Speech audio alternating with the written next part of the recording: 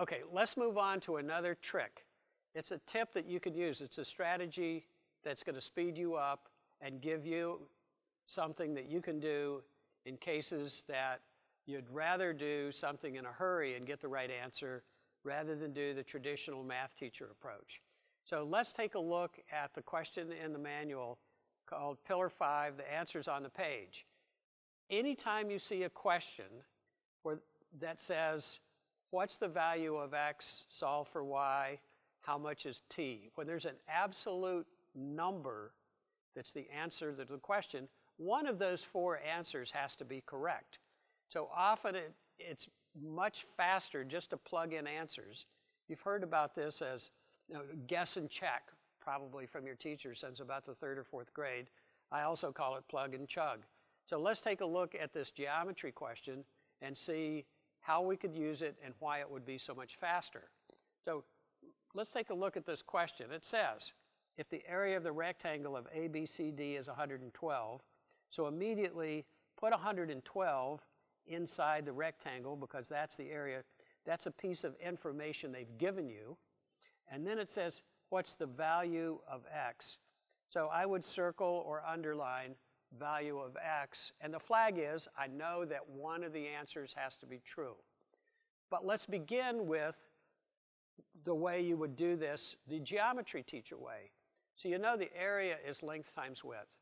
So a lot of students start this question by automatically saying, well, 2x times the quantity 4x minus 2 is 112.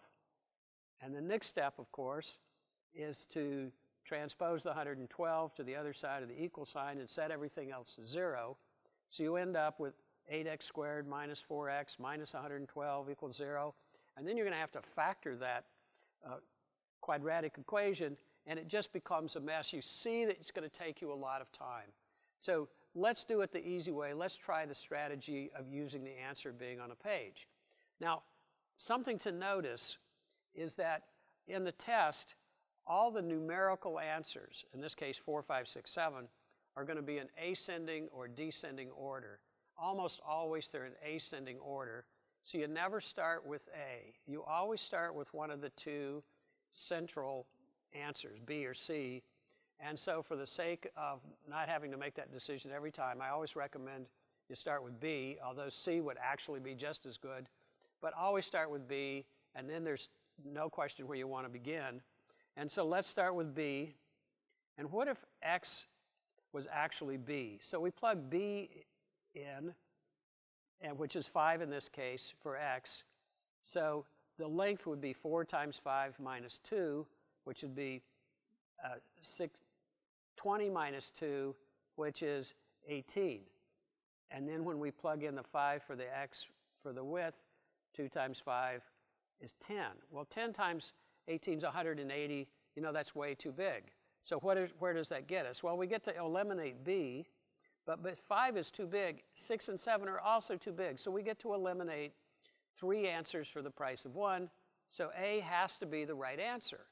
But I want you to check your work by doing A. So let's plug 4 in. So 4 times 4 is 16 minus 2 is 14. And 2 times 4 is 8. 8 times 14 is 112. And we're all done. And we've converted all this geometry and algebra and quadratic equations to very simple math. We've just multiplied and subtracted. And that's much, much easier. You're less apt to make a mistake. So it's always better and quicker, if you can, to plug in answers and get the right answer and move on to the next question in the test.